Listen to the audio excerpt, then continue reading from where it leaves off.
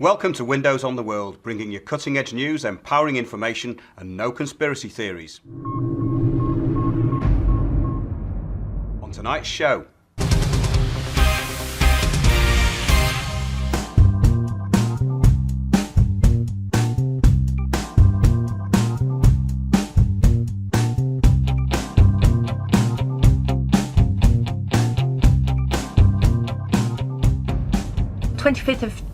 January this year, on a Sunday, we got a telephone call, and he phoned to say, please help me, I'm in Romford outside the police station. I'm parked up and a woman's come out. First she accused me of being a terrorist parked outside the police station, and then she said that when I pull away in my car I'm going to be arrested. And I said, what for? And he said, for not having insurance. They're going to take my car away again. Now, he's just had his BMW crushed, and now he's gone out and bought a £3,500 or £600 Audi. And, you know, he's absolutely destroyed. He's a young boy. He doesn't, you know, station. So he's parked outside the police station? Yes. And so somebody came out from the police station? A policewoman came out from the police station and said to him, can you move your car? We suspect you're a terrorist. You can't park it here. And he said, don't be ridiculous. I'm waiting for my friend who's gone into the police station. He'll be out in a minute, and then I'm going to drive away. And she said, well, we don't believe you have insurance. And when you do drive away, we will arrest you for having no insurance. Why would they make that assumption? I don't know. They hadn't even asked him his name. Hadn't got his name. I know for a fact that on the MID, the motorist insurance database, that car was on the database, because the first thing we did was we ran to the computer, typed in his registration number and checked that his car was on the database, and it was said fully comp insurance. The vehicle was fully comp insurance. So I knew that they were lying. However, I have a trade insurance, and that trade insurance allows me to be in the vehicle, and the driver is on my insurance as demonstration. So we said to him, stay where you are, we'll be down there in 15 minutes, which we were. And I jumped into the back of the car and said, drive away. He's got fully comp insurance. He's fully covered. He shouldn't have any trouble. And now he's insured by my insurance as well. So we drive, I don't know, 200 yards, 300 yards. And then all of a sudden, there's blue lights everywhere. They all jump out of the woodwork. Every side road, the police come down. And we stop, and he pulls over. And they say to him, get out of the car, we are doing you for no insurance. And I was in the back seat and said, he is insured, he's covered on my policy, and he's also got his own policy, he's covered twice. And they said, have you got your insurance with you? And he said no. And they said, what's your name? And he said, am I obliged to answer your questions? They then arrested him, put him in handcuffs, put him in the back of a van. I then got out the car, sat in the driver's seat, and I said, you're not taking this vehicle. You're not going to crush this one as well. And they said, get out of the vehicle. And I said, am I obliged to get out of the vehicle? And they said, well, we're going to arrest you. And I said, for what? And they said, if you drive this car, you haven't got any insurance. And I said, the car is on the MID. I know it to be on the MID, and I've got trade insurance. I'm allowed to drive this vehicle. You're not crushing this vehicle. And there's about maybe 8 police officers, male and female. But Andrew was with a motor mechanic at the time, so there were actually 3 of us that were in the vehicle. Andrew had been removed. They were threatening to arrest me. I got out of the vehicle and stood on the side of the road, and then they said that they were going to get a tow truck to come along and remove the vehicle. And I said, well, I want to get my my property out of the vehicle. They wouldn't allow me to. A tow truck came, and I stood stood at the front of the car and said that I wasn't going to move. They're not going to remove that vehicle. They had no right to remove the vehicle. If they were stopping Andrew for no insurance, they'd already arrested him. He was already in the back of the van, and the van was driving off when the tow truck arrived. I told the tow truck driver that he had no authority to take the vehicle. We had no contract with the driver, and the driver had a contract with me to remove his vehicle if he wasn't there. The tow truck was from a private company? Yes, C&S Motor Group. And he just laughed. He didn't care. You know, he had authority from the police, so he said. So I just sat there, just leaning against the bonnet of the car, and my partner was taking a video of what was happening. I had both my hands in my pockets and just sat there, and the police officer said, we're going to arrest you for obstruction. And I said, obstruction of what? You've done your duty. The man had been arrested because you think he hasn't got any insurance, although he has, and I was covering him to drive the car as well. And they then jumped on me, handcuffed me from behind, and marched me to a police car that was waiting behind. And before they started to put me in the police car, then they decided they would have to search me before they put me in the police car, so they pulled me back out again. And as I say, my partner was filming this. Make sure you film that. Should I notify them of what they're about to do? It's got the keys to this car. It's gonna get seized. Now, if it would be an awful lot easier, and I'm no mechanic, right? But I don't suspect that it would do the car that many favours being pulled. It'd obviously be easier to have the keys and go down that road. It'd be a lot. I am a certified mechanic, and if you seize that vehicle with that equipment, you'll damage it. Yeah, so get the right equipment so it doesn't damage it. Otherwise, you can favour the cost, because it's as simple as that. I'm a qualified mechanic. You're a qualified mechanic? Qualified. Yeah, and I'm telling you, if you seize it with that vehicle, you will damage it. So I'd get the correct equipment. I don't have the keys, sir. You don't have them? No. You're willing to search me, I'll give you permission. You'll give me permission?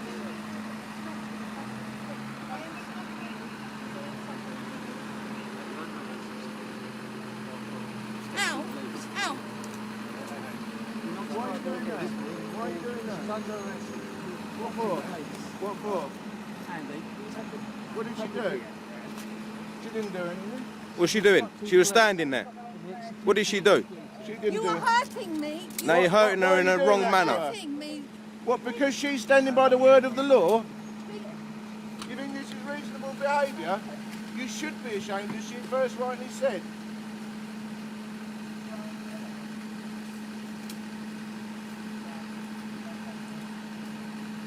She's not resisting arrest.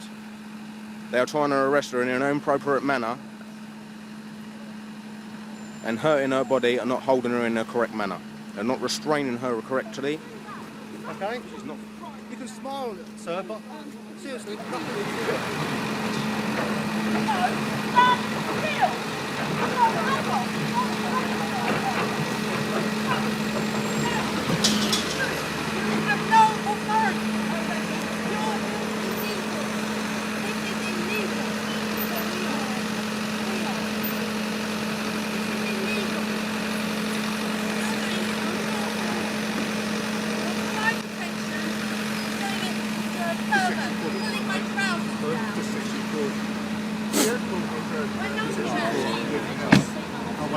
She's a pervert as well. You're doing it for your own safety. You're not doing it for my own safety. You're doing it to control me because you think you're in a police state. Get closer and film her what she's saying, yeah? What They is can't wrong touch with her. you? You're being recorded. I am standing still. You can say whatever you want to make your camera look good. I'm giving it to the guy, so it's gone and that's it. Leave my trousers alone, you pervert. I have insurance. You are illegally taking that vehicle. This has all been explained to you numerous times.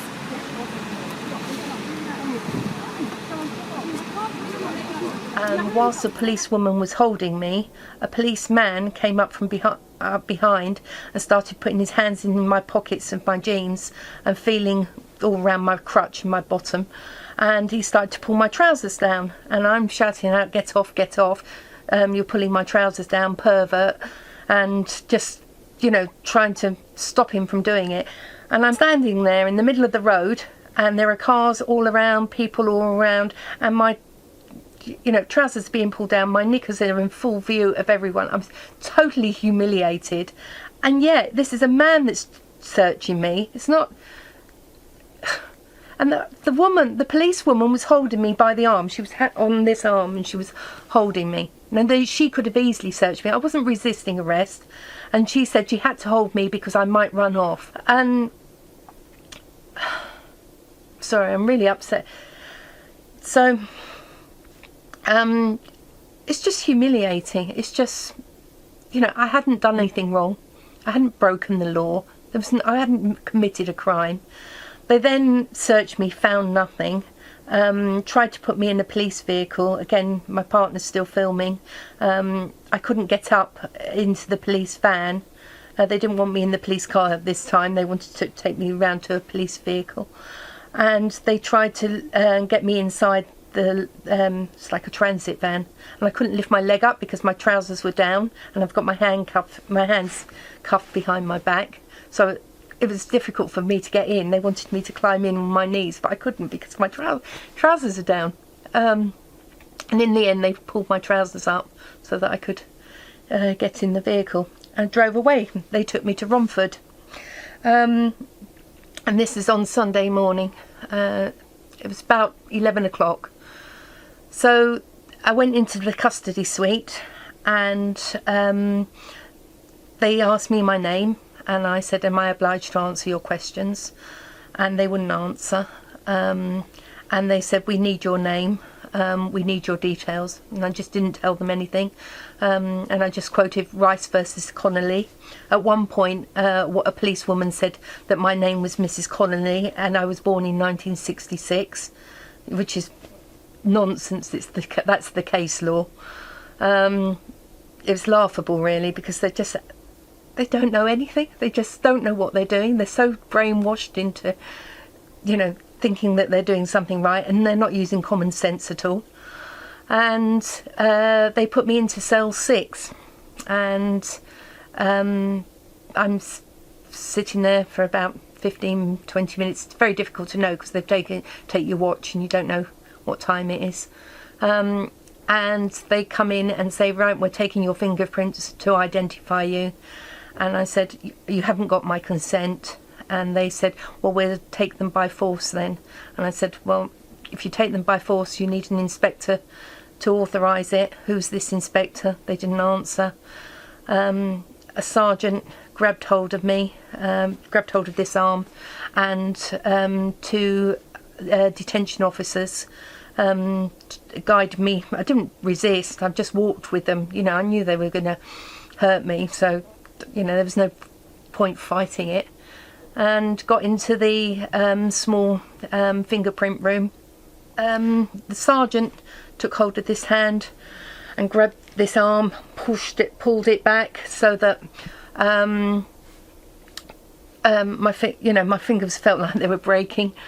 And he's slamming his shoulders, the full weight of his body onto me, and the detention officer held my this hand behind my back, and was just holding it still. He wasn't actually hurting it was the sergeant that was hurting me, yanking me around, and they took my fingerprints by force, and I was shouting, "You're hurting me, you're hurting me." They didn't care. They just treat you like animals. Anyway, they broke my arm, and they took me back into cell 6, and I was in a lot of pain. My shoulders were hurting, my arm started to swell up. These 2 fingers here were in a lot of pain, and I asked to see a doctor, and I don't know how long I was waiting, maybe a couple of hours. It felt like a couple of hours. I was getting worried that they were just ignoring me, and I tried to make myself as comfortable as I could. I strapped up my fingers because they were clearly swelling at the joints, and I didn't know how long I was going to be in there. I just assumed, because they didn't come and tell me what was going on, I took off my knickers and cut my knickers up and strapped my fingers together with my knickers. Sounds bizarre and stupid, but I was trying to help myself. Nobody else was helping me. A doctor came, and he took me off into a medical room, and he kept saying to me, just to get them the information you need to get to A&E. You need to get your arms sorted as quickly as possible. Just tell them who you are, tell them what's going on, anything they need. Just get yourself to A&E. And I said, no, I'm not going to contract. And he gave me some painkillers, and he gave me the only drink of water I had in the cells. He gave me 2 glasses of water. I imagine that was about lunchtime on the Sunday, and I didn't have anything to eat. On the Sunday evening, the doctor had left me some painkillers and told them that I was supposed to have painkillers on a regular basis, and he also gave me an inhaler which would have to be administered as and when I needed it. In the evening time, I started to get wheezy. It was freezing cold. They turned off everybody else's lights on the cell, but they refused to turn my light off. I didn't have a blanket. I didn't have a jumper. I didn't have any food. I had no drink. And I started to wheeze, and I asked for my inhaler. They ignored me. I asked again.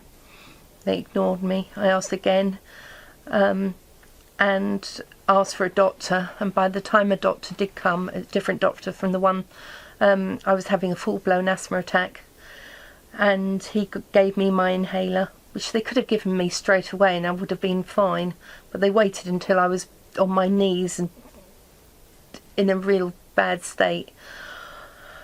The doctor gave me different painkillers for my arm and my fingers, and he also gave me a drink of water, a cup of water, and he said that I was to have the painkillers every 4 hours, and that the staff or the police would give me my painkillers.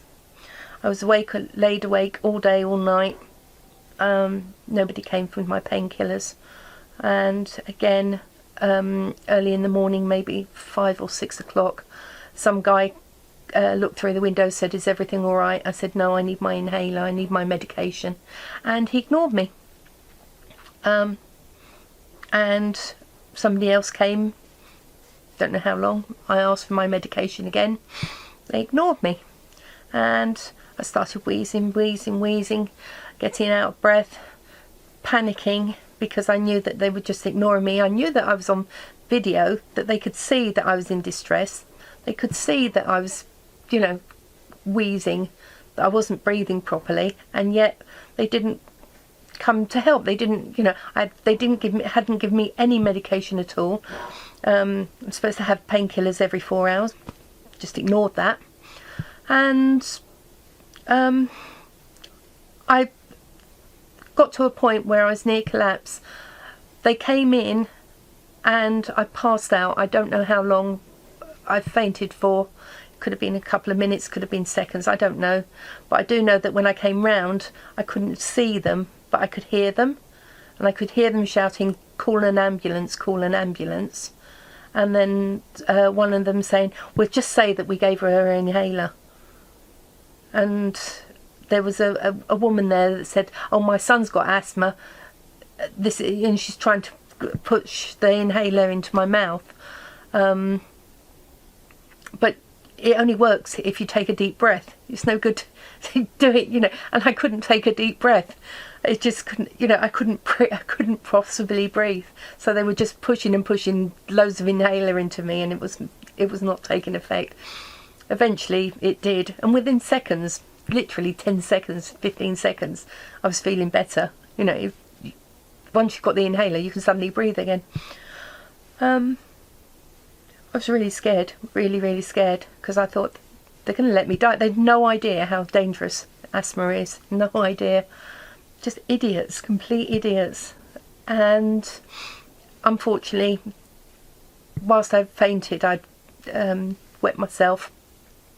So I don't know how bad I must have been. That's never happened to me before. So I've come round and I've wet myself, and I can hear them, but I can't see them. And I don't know how many are in the cell. I can hear somebody shouting, call an ambulance, call an ambulance.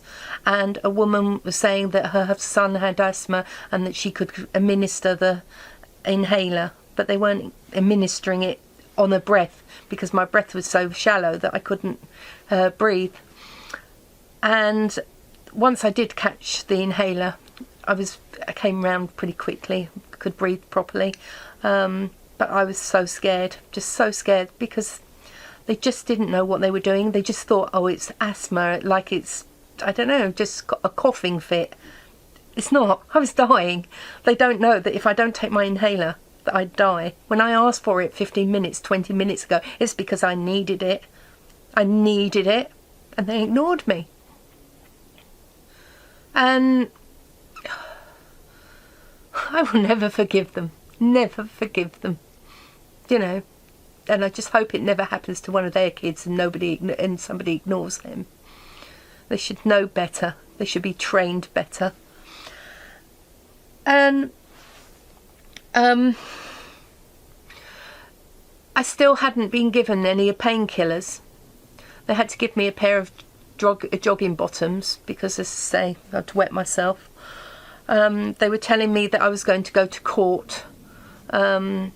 And I hadn't washed, I hadn't dressed, the only water I'd had is the 2 drinks that the doctors had given me. I hadn't eaten. Last meal I had was on a Saturday evening with Al, at home. And it was now Monday morning. And I was told that I was going to, if I didn't give my information in my name, I would be going to Holloway. I'm going to the magistrates' courts now, and if I didn't give my information, I would be going to Holloway.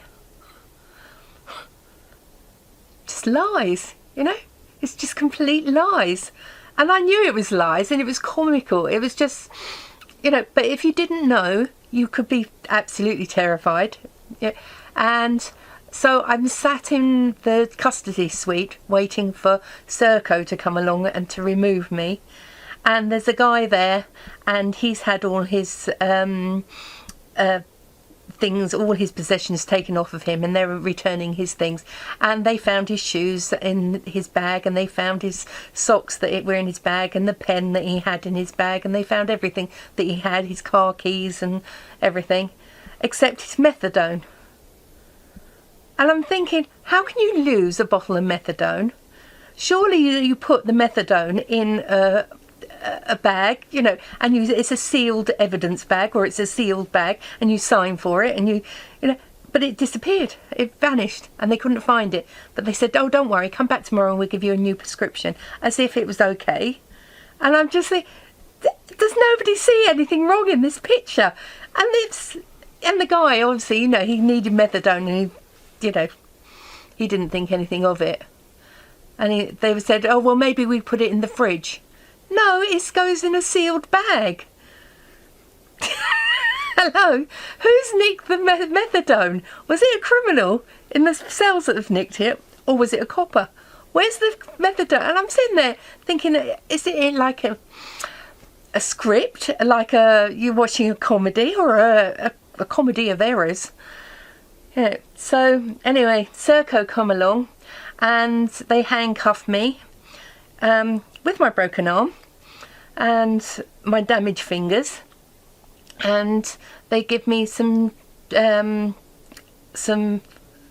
plimsolls to wear, and they take me out into the courtyard handcuffed, and they put me into a van that has got like little cells, and they're smaller than telephone boxes, and they've got a tiny little seat in them, and that's all they've got, and just enough room for a seat and a chair, and your knees to go in, and then they slam the door shut, and it's got a little side window that you can see out of. No seat belt, which I think you'll find is illegal, because it's only police vehicles that aren't allowed to have seat belts, and yet we're in a Serco van. And so they drive me along, and I don't know where I'm going. I don't know which court I'm going. Next door to the police station in Romford, I knew was the courthouse, but we obviously weren't going there. And we drove for maybe 15-20 minutes, and I have no idea where we went. And we went into an underground place, and I was taken from Serco's care into, still handcuffed, into a cell that was maybe 7 foot long by 7 foot wide, and it was just concrete, no windows, just a door, concrete ceiling, concrete walls, and must have been before court started, so it's before 9:30, probably 9 o'clock. Still no idea what time it is, still hadn't eaten since Saturday, and it's Monday morning now, and I sit in this cell, and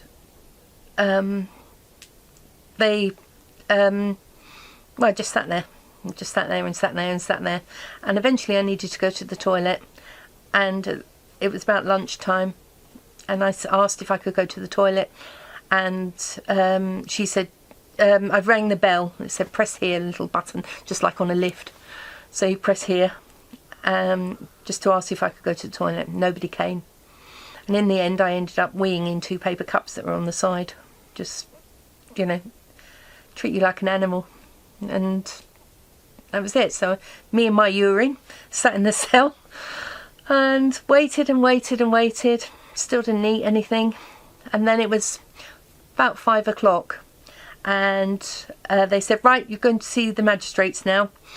And I said, what am I being charged with? And they said, obstruction, you know that.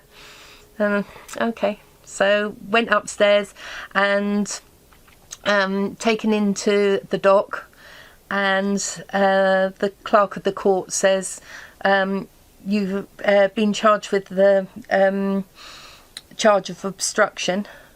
And I said, is that willful obstruction in the execution of an officer's duty? And he said yes. And then they said that the CPS chap said that he had some disclosure for me, and had I seen it. So I said no, but I've got 14 days perusal according to the CPR rules, but if you'd like to give it to me now, I'll see you in 14 days time. And they said, the clerk of the court said, no, you've got to read it now in the cells and then come back. And I said, well, that's all very well and good, except my glasses are in Romford, and that's my disability, and my disability aid is in Romford, and I cannot see. So I will come back in 14 days. And they said, no, you go down into the cells. So I was taken back down into the cells again with some documents that I cannot read. And eventually my glasses were brought to me. And these are the documents here. And the first page of the document says, Crown Prosecution Service, Regina versus Anonymous. Well, that's not me. That isn't me. So the rest of it didn't even seem worth reading, really, but something to do. I started to read it, and I really couldn't see any obstruction on it, because it was in a willful obstruction. And let's face it, to be willful, it means I had to have intent, and the only person who knew what my intention was me. There was no police constable, no judge, no jury, no nobody that could tell what my intention was apart from me. And you'd offered them evidence, and they refused to take that evidence because you were insured. Yep. And so was the guy who they were trying to take the car Yep. from. So Yep. the obstruction is not relevant. That's right. I mean, there was no... The obstruction of what? There was no crime. Nobody had committed an offence. Right, so, and then the whole thing of obstruction, the willful obstruction, is of an officer in the execution of his duty. What was his duty? His duty was what? It was to to take somebody's car unlawfully, because that's what they did. Was it to arrest somebody, maliciously arrest somebody, and maliciously try to prosecute them? Because that's what they did. Well, they broke your arm and stole the car. Yeah, that's right. You know, if it happened to anybody else, right? You know, they would be put in prison. If anybody else had come up to me and broken my arm and stolen my car, you know, you'd be saying, "Oh, call the police." Except it is the police. Bunch of gangsters. So anyway, I was then 20 minutes later, still in the cell. Eventually called back up again, and went back into the court, and they said to me,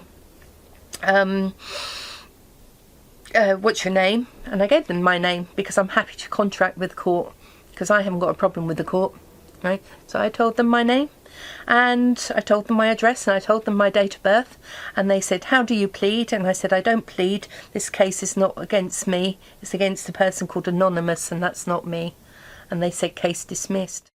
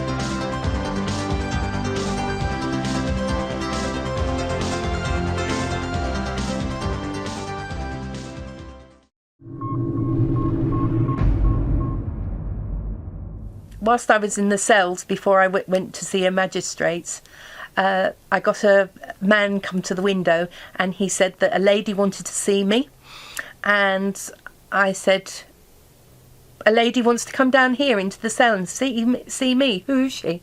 And they said, oh, she's ever so nice. She's from the Health and Wellbeing office. She's a Health and Wellbeing officer. She'd like to see you. So they said, you don't have to see her if you don't want to. But I thought, well, why not make a new friend? So she took me into a room, and it was, I think she was American. She had an accent of some sort. And she said that she was the Health and Wellbeing officer. Have I got any problems? And I said, yes, I have. I have a broken arm, and nobody's seen me for 30 hours. And my arm will probably be starting to set. And I'm very worried that it's going to set in the wrong position. And I've really got a health problem. Can you please arrange for me to see medical attention? And she said, oh no, I only do mental health. And I said, well, you're not really going to be able to help me. And she said, well, there is an issue because you haven't given your name. And there's lots of lovely people here that are trying to help you. And you're not helping yourself by not taking their advice. And I said, what advice do I need? And she said that there's a duty solicitor and you haven't did his offering of help. And I said, that's because I'm more qualified than he is. And she said, you have a qualification in law? And I said, no, I have a qualification as first-hand knowledge of the facts. And he doesn't. I know exactly what happened, and he didn't. She then went on to ask me if I had any mental health issues, if I if I had children, had my children ever had social services involved in their life, would I like help from social services? It's quite ironic, really, because both my children are in their 20s, and if you want to put them in care, you can. And yeah, it was ridiculous. And she asked me about whether I had any addictions. Again, it's ridiculous. I don't think I've had alcohol in nearly 30 years now. So yeah. What was the outcome of this? She said to me, "We're very concerned. If you don't give your name, there's a very good chance you'll end up in Holloway, or you'll have to go to a clinic." So. Did she expand on what she meant by go to a clinic? No. She's talking about mental health, so I assumed they were going to, nut me off because I wouldn't give them my name, which actually is my lawful right not to give my name. But let's make out that you must be mad if you don't conform. That's what they're doing more and more now. That's happened to several people I know. Yeah. But so this person was a psychologist that's employed by the police. She said she was from health and well-being. She was health and well-being officer, and she was employed by the court. Well, she said she came from the court. I asked her which company she represented, and she said she came from the court. So I knew what her game was. I knew that she wasn't there to help me.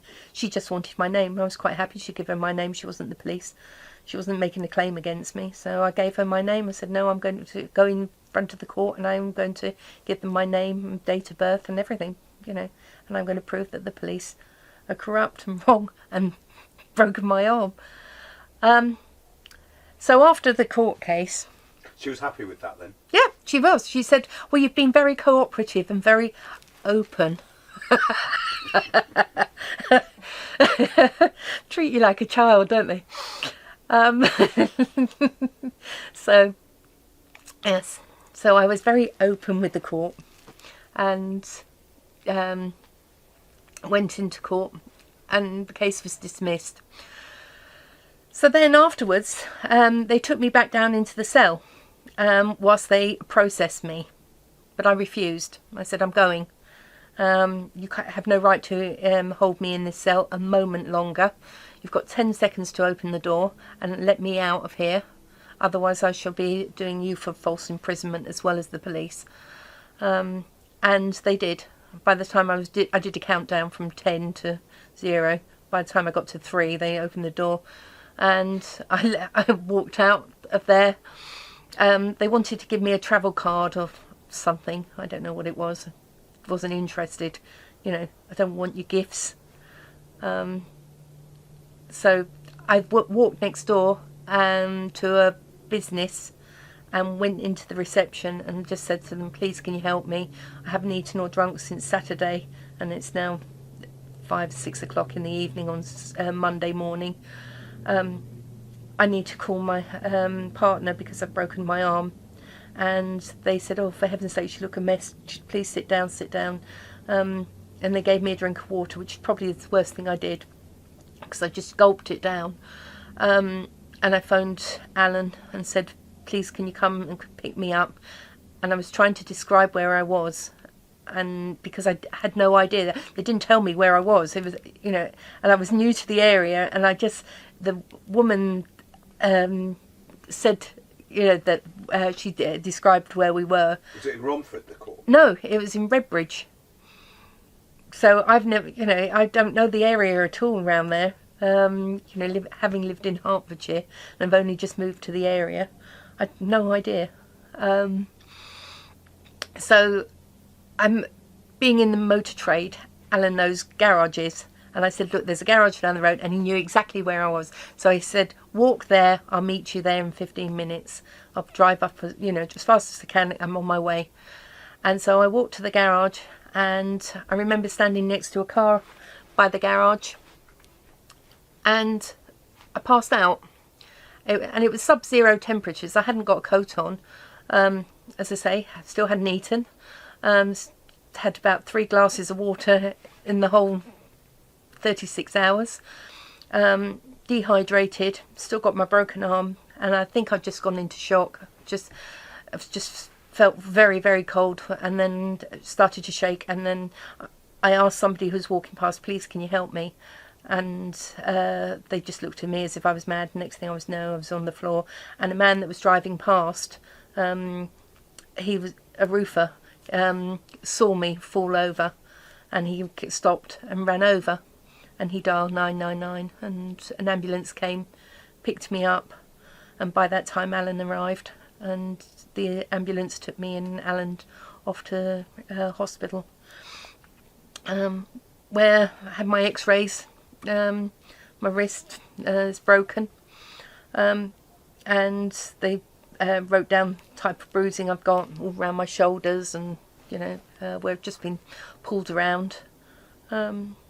My arms, this arm, I still had the marks, although it'd been 36 hours, I still had the marks from the handcuffs. This one had worn off, but this arm was completely bruised and swollen. I had a huge lump on the side, which has now started to go down. The bruises started to go now. It's like 2 weeks. But of course, can't drive, can't hair dry my hair, and brush it at the same time. Can't do anything. It's So what's the outcome? Have you decided to take any action? Right. The next day, when I was out of hospital, still pretty shaken. I have sent off a subject access request to the police. There is absolutely no point complaining to them. This is not a complaint. I've done that before. I've complained, and all that happens is that they will look into it, and then you never get an answer, and they look into it and look into it. And if they can string out the complaint for 3 years, then they know that you can't do any civil action on it. So previously, I thought that is never going to happen to me again. So I had written to every chief constable in the country and sent him an email and saying, I'm a law-abiding citizen. I haven't got a criminal record. That's why I haven't got my fingerprints on your records. I have never broken the law in 54 years, and I'm not about to. However, if you want to contract with me, this is commercial business deal, just business. If that's what you want to be, then fine. These are my terms and conditions. And I'll send you an invoice, which is exactly what I've done. I wrote to Bernard Hogan Howe. When I was arrested at the police station, when you go into the custody suite, they ask you, is there anybody that you want to contact? And I said yes, Bernard. They said, who? And I said, Bernard Hogan Howe. Tell him that I've arrived. Just purely business. If that's how, And one of my terms and conditions were, if you hurt me, then I'm going to charge you for it.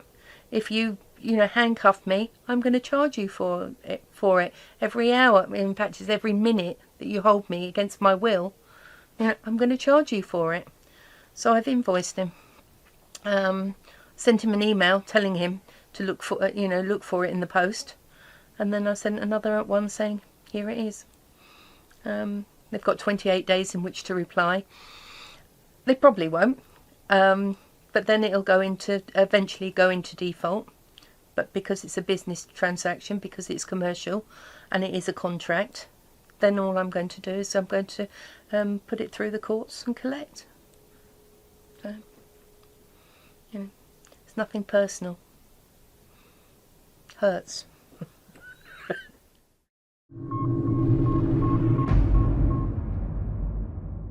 Here I have some of the statements that they used as evidence, and I just wanted to read a couple of paragraphs from all the police officers.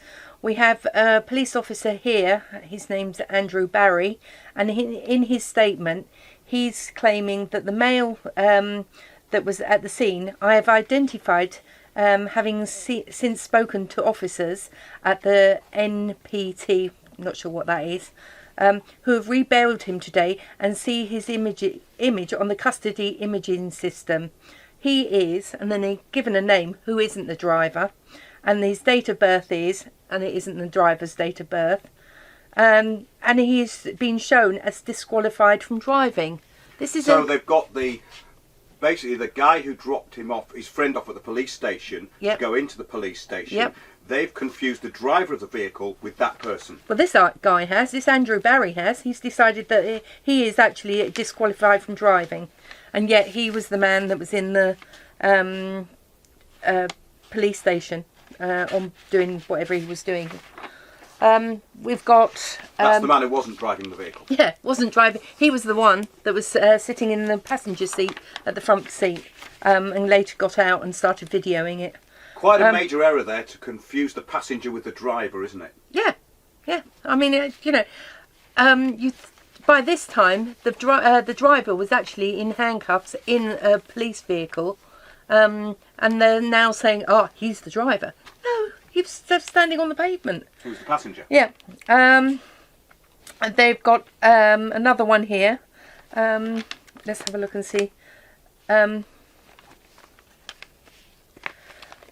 All throughout these statements, you've got the things that they were saying.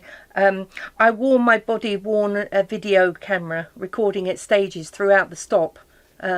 However, that when Andrew got into the vehicle, they all got into the vehicle afterwards and said, right, delete your body search cameras. And he heard them say that. They all deleted their body search camera information. I've asked for it in my subject access request, so it'd be interesting to see if they've actually deleted it. Some of these officers have quoted using PACE 117 of PACE, where any provision of this act, it confers the powers of a constable, and handcuffed by taking control of her left arm and assisting her being handcuffed to the rear. Well, I haven't got a problem with that. That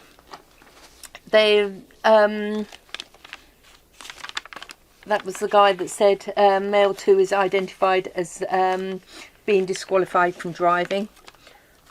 Here I've got the insurance from the insurance company, which states that the vehicle registration number, which is the car that Andrew was driving, policy's name was Andrew, date of the insurance taken out 19th of September 2004, so it wasn't taken out just 14, sorry, wasn't taken out a couple of days ago, it was taken out months and months ago, and it finishes on the 16th of May 2015.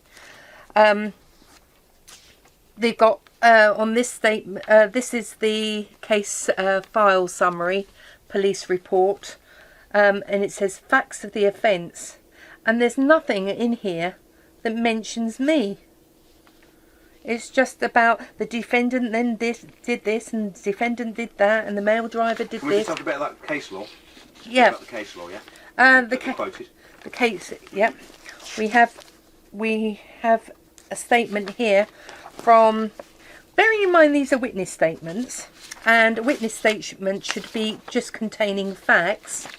We have, I'm just trying to look for it. We have this man here, and this is Andrew Barry. He's the man that sexually assaulted me. And he has written, upon my arrival, I saw 2 males, whom I shall refer to as male 1 and 2, and shall later describe on the statement, who claimed they had been waiting for a bus, recording the officers on their phone and quoting R versus Connolly. And then he states, Any person who willfully obstructs the constable in the execution of his duty, ... shall be guilty of an offence, ... Well, I'm pretty sure that that isn't Rice versus Connolly. But, anyway, it then says, held. Although every citizen has a moral or social duty to assist the police, there is no relevant legal duty to that effect in the circumstance of the present case, and the appellant has been entitled to decline to answer the questions put to him, and prior to his arrest to accompany the police officer on request to the police box to establish identity. According in the circumstances, wilful obstruction of the appellant was not established, although he has been obstructive because no obstruction without lawful excuse had been established. Now, I'm really sorry, but I cannot see that a police witness statement should have case law. As far as I'm concerned, that is trying to pervert the course of justice. Is he qualified to be giving case law? Is he qualified to be stating case law? I don't think so. You know, if that went to court, which it did, but if it had gone to court, can a police officer start educating the court? That's going to be read out. And it's incorrect. It's actually incorrect. Where does it say in Rice versus Connolly, any person who willfully obstructs a constable in the execution of his duty shall be guilty of an offence? No, I think that that would have been disregarded completely by the judge, but it's the inaccuracies in there were basically that they've got the wrong person. So they've confused the passenger of the car with the driver. That's the most important thing I can see on those. Well, I just think it's wrong. In a witness statement, it is supposed to be the fact. This statement consists of 3 pages, is true to the best of my knowledge and belief, and I make it knowing that if it's tendered in evidence, I shall be liable for prosecution if I have willfully stated anything in it which I know to be false and do not believe to be true. On this statement, it says, the female now began stating that she didn't have to answer any questions posed to her by the police. PC 270 TD continually attempted to explain the Road Traffic Act to the female and her obligations under this. Well, as a passenger, I had no obligation under any Road Traffic Act. So they've just put their foot in it on that one. And on this one, it says, holding on to her left arm, I gave her a gentle nudge in the back to move her forward. She moved forward, but not without protesting her disgust at what we were doing to her. Prior to her being placed in a van, I searched the unknown female in the street under section 32 of PACE, and she proceeded to shout and call me a pervert as I did so. And when you watch the video footage that we have, you'll see the police officer searching me, the male police officer searching me, and pulling down my trousers, and I was shouting pervert, pervert, and that officer has just confirmed that I did so. There's another one here where they've agreed that under their own commercial liability that they would be held responsible for any damages. So thank you for that. It will go against them in court when I take the invoice. In the meantime, Andrew still has his car being held by C&S Motor Group, and we're told it's about to be crushed. This would be his second vehicle. They've crushed his BMW, and now they're crushing a £3,600 Audi. So the private company C&S have it in. Is it a private yard or is it a police yard? No, it's we believe it's in a private yard. It's in their private yard. Now, what's interesting is that a couple of years ago, I was asked to go and recover a vehicle that was in a private yard, and when I paid the money for this guy who owned the vehicle, I got an invoice and it didn't have any VAT on it. And it said on the bottom in very, very, very small writing, VAT paid for by the police. And it was Cheshire Police. And I thought, that's bloody kind of them, isn't it? Why would they pay the VAT? And it made me think that, and I did a bit of investigation, and the company that had taken the car was VAT registered. So by law, they should be charging me VAT. But they didn't. The police paid the VAT. And what I think they're doing is that police are taking vehicles off the side of the road for whatever reason, and clearly under Operation Reclaim, you know, for no reason at all. They take the vehicle, they have a contract with the recovery company. The recovery company charge the police for taking the vehicle. The police get their VAT invoice, claim back their VAT because they are VAT registered, and then so the police pay for it. They pay for it. Then the company, the recovery company, get double bubble, and they charge the person to go and collect the car. But they can't charge VAT because they've already charged it for the they've already got it, claimed it back from the police. So in effect, when they take your car, for every £100 that your charge, say if they charge the police charge £100 for collecting the car, they get an invoice with £100 plus the VAT. So they claim back the VAT. So they're getting the money from the VAT people. So the police are getting VAT money every time they take a car. So they're making money, right? Not from the person, not from the insurance company. The other people that take the car, they're getting double bubble. They get the money from the police, but they also get the money from the customer. It's a VAT scam. What I don't understand about this, is that if he's got the documents that proves he was insured, how can they still keep the vehicle? That's what we need to get across, really. Yeah. I don't know how. It's theft. It is theft. It's no different from Dick Turpin. Has he been to this yard where the car is stored and taken his documents in? The documents were in the car, and they took the car with the documents, and he has been to the yard and he's collected his documents to take them into court, where he showed them to the judge, and the judge took them off to a police officer who checked them on a computer, and the CPS dropped the charges because he was fully insured on my insurance, fully insured on his own insurance, and he wasn't disqualified from driving. That's the main point. Important point. That's the main point of the whole thing, is that they're unlawfully keeping the vehicle. Yep. Yeah. And that is against his human rights. Yes, One of the articles of human rights is that you have a right to your property and the lawful usage of your property, and no member of state is allowed, and police are as part of the state, are not allowed to take your vehicle or property or possessions. His human rights are being breached.